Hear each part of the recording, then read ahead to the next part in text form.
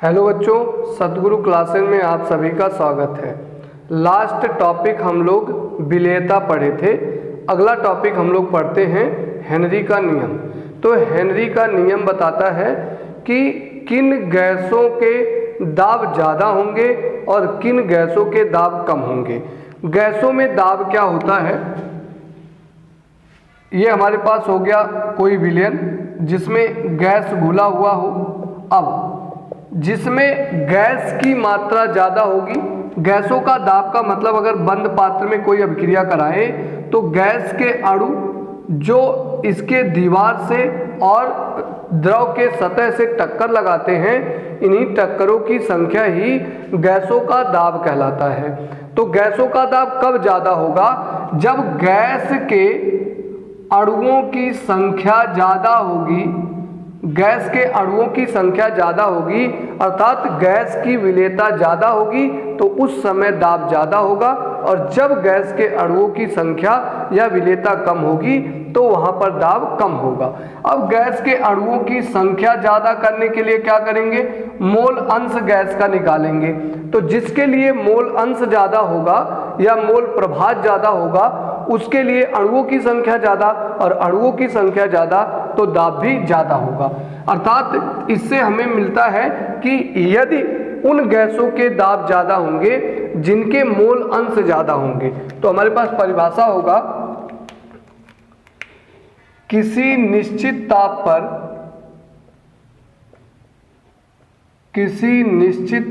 पर गैस का आंशिक दाब गैस का आंशिक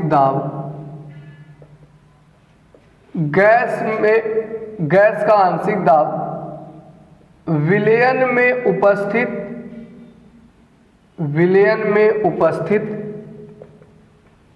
गैस के मोल अंश के समानुपाती होता है। अर्थात यदि गैस का आंशिक दाब P हो तो हेनरी के नियम से P इज प्रोपोर्शनल टू जाई, जहाँ जाई उस गैस का मोल अंश है और P उस गैस का आंशिक दाब है। तो P बराबर क्या होगा? जब समानुपाती चिन्ह हटता है तो एक नियतांक यूज होता है जहाँ पर यह नियतांक है KH। अब जहाँ P गैस का आंशिक दाब है, जाई गैस का मोल अंश है और KH हेनरी नियतांक है। हेनरी नियतांक का मात्रक क्या होगा? हेनरी नियतांक का मात्रक। अब जाई मोल अंश विमाहीन यानी कि कोई मात्रक नहीं होता। अब किसी भी समीकरण में दोनों पक्षों के मात्रक सेम होते हैं, विमाएं सेम होती हैं, तो इसका जो मात्रक होगा वह इस पक्ष के मात्रक के बराबर, जाई का कोई मात्रक नहीं, अर्थात KH का वही मात्रक होगा जो दाब का मात्रक होगा। दाब का मात्रक एटीएम या बार होता है, तो हेनरी नियतांक का भी मात्रक एटीएम या बार है। तो जो P का मात्रक होगा वही KH का भी मात्रक होगा। अब यदि हम मोल अंश और गैस के दाब में ग्राफ खींचें तो जब भी समानुपाती, तो ये हमारे पास y अक्ष पर लिए तो y बराबर ये हो गया कांस्टेंट m और ये हो गया x। y बराबर mx का ग्राफ एक सीधी रेखा होता है जो मूल बिंदु से होकर के जाता है, तो ये हो जाएगा हमारे पास P और जाई के लिए हेनरी के नियम के लिए ग्राफ हो जाएगा।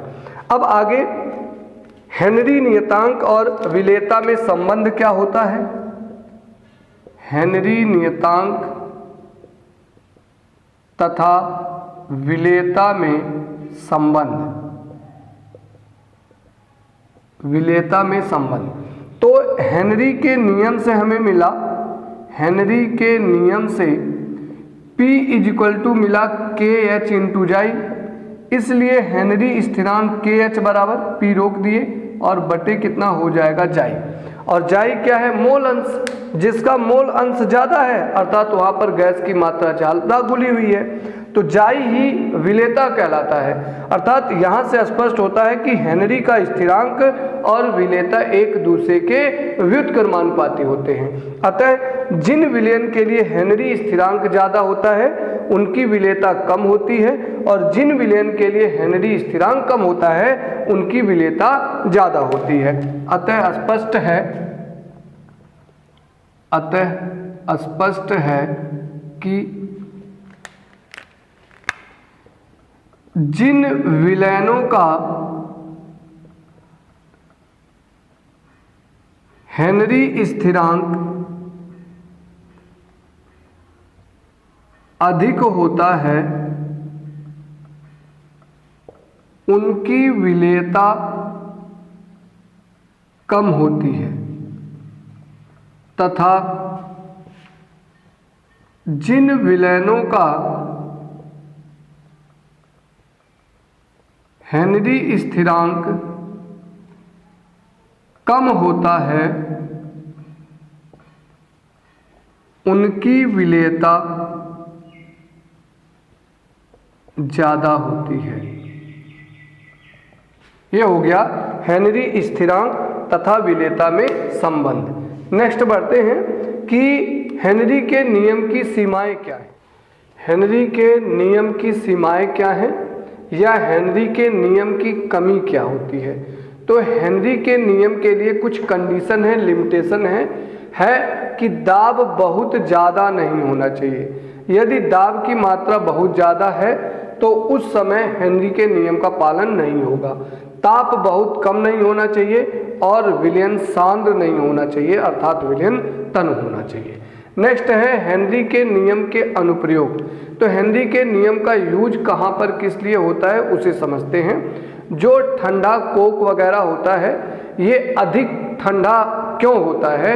ये अत्यधिक ठंडा इसलिए होता है क्योंकि उसमें उच्च दाब दे करके कार्बन डाइऑक्साइड की मात्रा भरी होती है। क्यों? क्योंकि हेनरी का नियम कहता है कि जो P होता है दाब वह जाई के समानुपाती। दाब ज़्यादा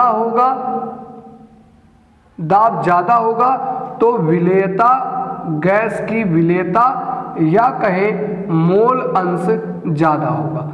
तो कार्बन डाइऑक्साइड की मात्रा ज़्यादा घुली हुई हो इसलिए उसे बहुत ज़्यादा दाब दे करके उसमें भरा जाता है। तो पहला है शीतल पेय पदार्थों को अत्यधिक ठंडा करने के लिए उसमें उच्च दाब पर CO2 गैस भरी जाती है हेनरी के नियम के कारण। दूसरा है कि जो समुद्री गोताखोर होते हैं जो समुद्रों में मछली पकड़ने के लिए या कीमती सामान के लिए जाते हैं उनमें क्या घटनाएं होती हैं। अब जब समुद्र में वो नीचे की तरफ जाएंगे तो उनके शरीर का दाब बढ़ जाएगा। जब दाब बढ़ जाएगा तो रक्त में ऑक्सीजन की मात्रा घुली हुई होती है। तो दाब बढ़ने से ऑक्सीजन की मात्रा भी क्या हो जाएगी? बढ़ जाएगी।